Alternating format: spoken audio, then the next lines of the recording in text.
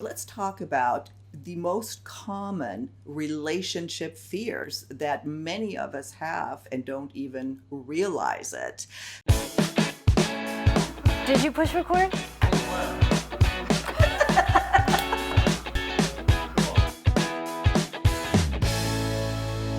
Thanks for tuning into Our Second Act with Paige and Silka. For your second act of life. Hey there, Silka. Hello, Paige. Paige, today I want to talk about a quote relationship issue that you may not even realize you have. You may be self-sabotaging your relationship, especially if your relationships tend to not work out without even knowing it. And what's behind self-sabotage is fear. So let's talk about the most common relationship fears that many of us have and don't even realize it. Based on an article I found here was interesting. One of the first ones is he or she going to leave me? Or they are, or fearing that your partner is going to leave you. Abandonment issues comes up, triggers all over the place, lights up abandonment. So right away, if that's something that you're dealing with, clearly somebody or many have left you along the way in your life. However that played out, whatever that looked like, that piece needs to be addressed. Because if you're always afraid someone's going to leave, two things. Where else have you gone through this, whether as a child, young adult, full adult? And two, how do you feel about yourself? Are you afraid that you can't live just with you, that you have to be with somebody else? So there's those underlying components that kind of a potential in being afraid that someone's going to leave you. Because if you're afraid someone's going to leave you, until you deal with what's the underlying trigger of that, you're going to keep repeating. And you're going to hear me saying this probably a lot through this segment, because fear is all about what's happened before, right? Yeah. What's happened before that you've experienced that maybe you haven't processed out or reframed or changed or shifted. Yeah. What they say here is interesting, that the way it kind of manifests. So if either you or maybe your partner, you're seeing this behavior, like if acting clingy is indicative of this, or like it's saying right here, avoid relationships completely so you can't even be abandoned, to where you're never really even given your relationship a chance. So yeah, there's definitely something there in the past, as you say, to deal with. Well, this is huge. I'm going to get hurt. Mm-hmm. Same thing. Where in your past have you maybe depended on someone, relied on someone, opened up to someone, became vulnerable with someone? I mean, the list goes on and on and on. Where in the past has that same situation reared its head, maybe several times, where each time you got hurt? And another piece to that is, are you still attracting these same type of people and patterns because they're familiar? You might not like them, but they're familiar. A lot of people like to live in familiarity versus the unknown, because at least they know what they're going to get and they know how to respond. Doesn't matter how it hurts them or how they feel.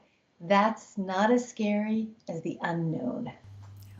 And one sign here is, as I say, is a person that has a fear of getting hurt again is constantly looking for something that is going to hurt them. Somehow it's almost a self-fulfilling prophecy that you make this happen. That's familiarity. That's what they're familiar with. So you know what? I'm going to get you before you get me, and I'm going to point it out, and I'm going to create it because that's what I know, because I don't want to know.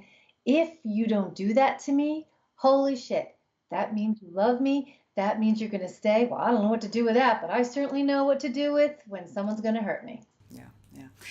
The other one, or number three, he or she won't be there for me when I need them. Huge fear. Same thing. What else has gone on in your past where you haven't had that? And or also, has it been going on presently in that relationship? Has that person, that significant other, showed a pattern of not being there for you? So it could be a combination of what's gone on prior to this person and what flags they're showing currently. Yeah. What about I'm not good enough for him or her?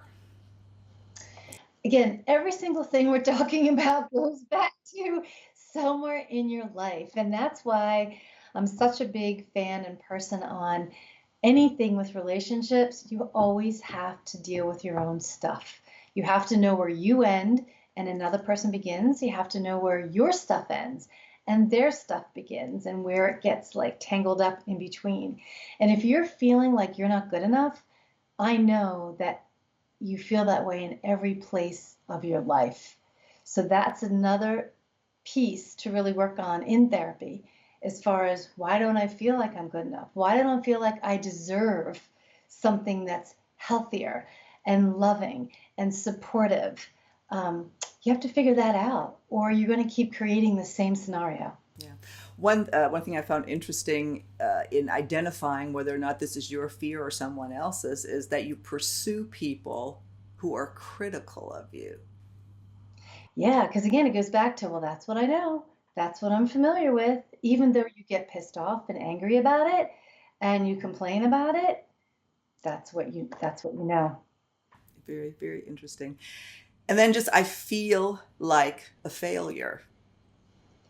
You know how I feel about that word failure. You know?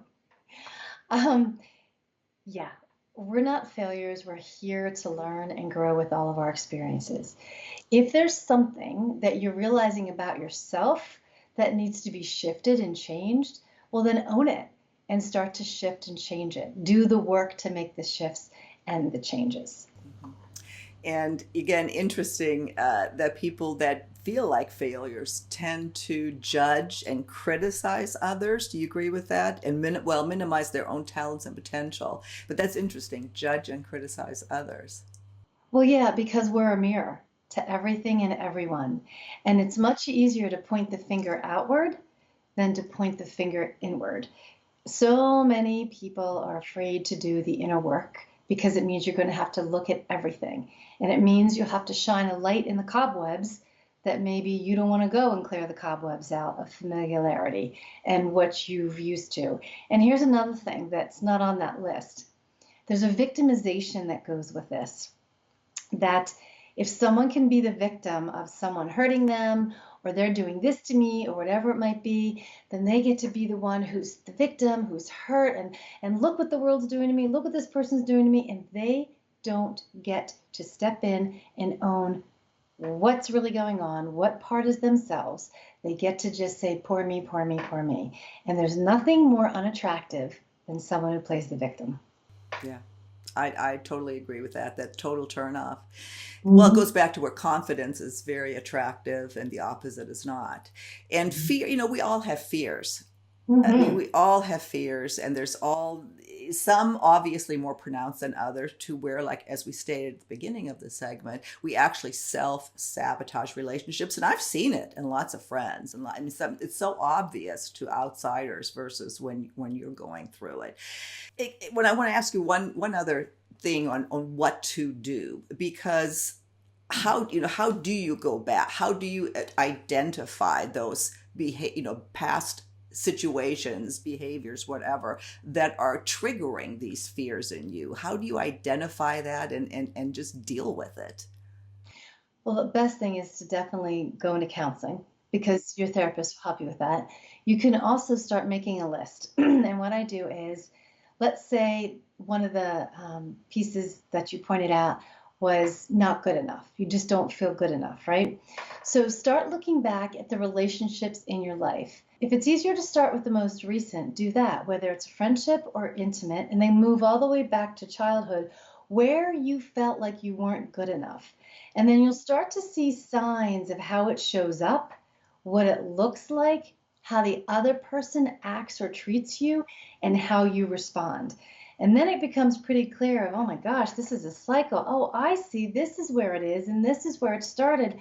Okay, because a lot of times people have a difficult time identifying and really embracing that, yes, this is what's going on. That's why having another person help you with it to identify works, and doing this small exercise or activity can help as well. Yeah. I think one of the biggest pieces of advice, I don't remember if I read it or what it was, but it's so simple. It's that the past does not equal the future. Hmm.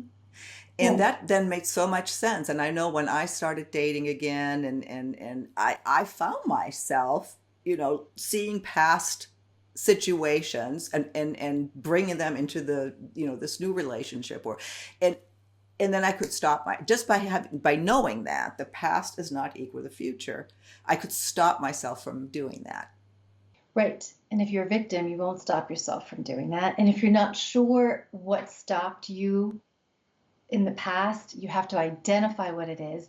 And then you have to be open and willing and committed to shifting that as well. So there's a couple of different, steps to help you to move forward from your fears. And remember, fears come from the ego. The ego is just talking, talking, talking, talking, talking. So it's really important to keep your ego in check and go, okay, ego, that's a fear that you have, but that's not reality. That's irrational right now. So if the fears get so big, you can do that self-talk while you're also looking at, okay, part of this fear feels real to me because that's what I've experienced. And then how do I go about shifting and changing that? Yeah, yeah, exactly. Well, it's hard enough. Relationships are hard enough. Yes. We do so many videos on how to find somebody, dating, online dating, whatever. Let's not self-sabotage once we actually find somebody that's great. So, Paige, anything else you want to add on this segment? I'll throw it to you as I usually do for. I know. Just like you said, Silke, we all have fears. And for us, the fear is real, but we don't want to give the fear power. So identify what your fears are, figure out from where they stem, decide if you want to commit to shifting and changing that fear by being aware and doing the steps needed to shift and change it. Again, we all need to own what's ours so then we can be in a relationship with somebody else in a healthy, loving way. So if what we've said today, if it resonates with you, if it triggers something else, some issues maybe that you'd like more information on, please leave us your comments, send us an email, go to our website. We check these comments all the time. We appreciate you engaging with us here. And just know that you're not alone. This is, for every question we get, there's thousands of other people out there struggling with the same thing. So Paige, thank you again for all of your fantastic input, and we'll see you next time on Our Second Act with Paige and Silke. For your second act of life. Bye.